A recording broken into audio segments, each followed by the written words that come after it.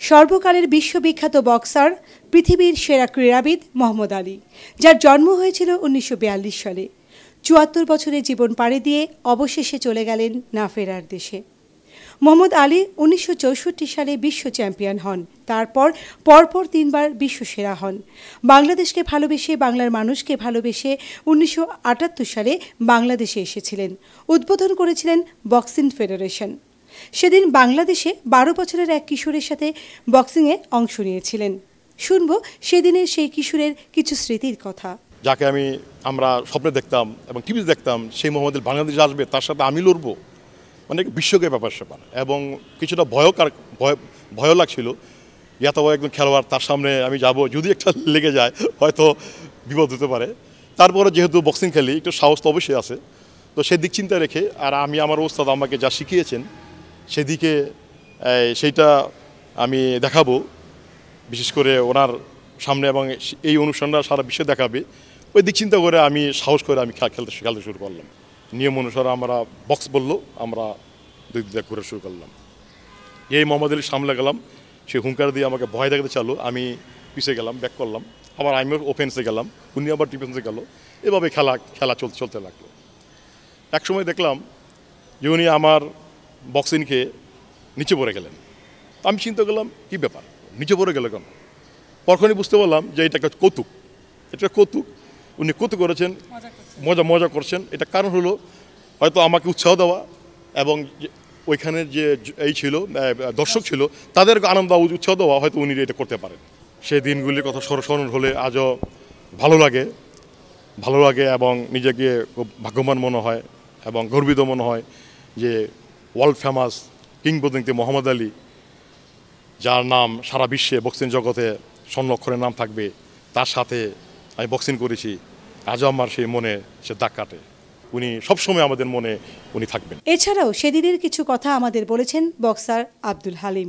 এই প্রথম পৃথিবীর এটা একটা, যেটা মোহাম্মদ আলী স্বয়ং এসে ফিতা কেটে এই মোহাম্মদ আলী বক্সিং স্টেডিয়াম উদ্বোধন। ওনার প্রেস যে সচিব, উনি আমাদেরকে জানালেন যে he wants to make some fun.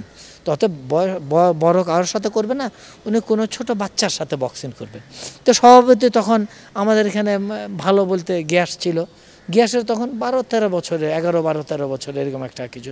আর এমনভাবে করা হলো, গিয়াসউদ্দিন মারতেছেন, হঠাৎ উনি বেলেতে লেগে চুতে পড়ে গেলেন। আমাদের শ্রদ্ধেয় মতিন ভাই, আমার যে কোচ, উনি কাউন্ট করলেন, আবার উঠলেন, আবার মারলেন, আবার পড়ে গেলেন। এরকম প্রায় 3বারও গিয়াসউদ্দিন নকআউট করে ফেলল। কিছু স্মৃতির কথা আমাদের বলেছেন সাংবাদিক কামরুজ্জামান। প্লেন খুলে মোহাম্মদ আলী গগলস পড়েছিলেন, প্লেন খুলে যখন তেজগাঁও এয়ারপোর্টের দিকে তাকালেন, তখন তিনি দেখলেন এক বিরাট জনসমুদ্র, অভাবনীয়। 1 লক্ষ লোক কি, তারও অনেক বেশি লোক।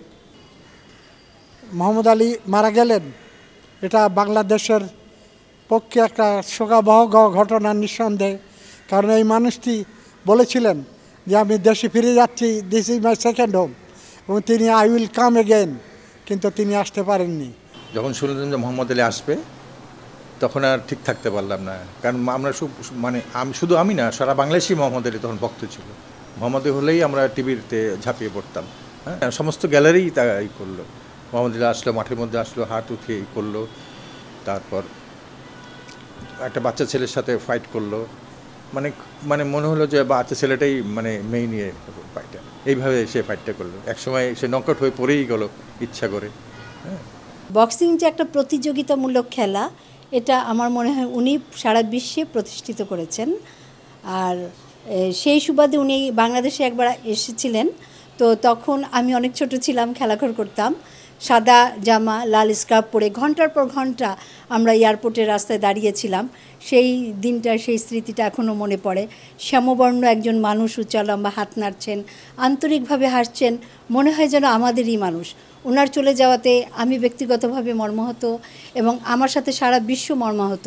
এ ধরনের ব্যক্তিত্ব বোধহয় শতবর্ষে একজন করে আসেন, আবার কে আসবেন জানি না।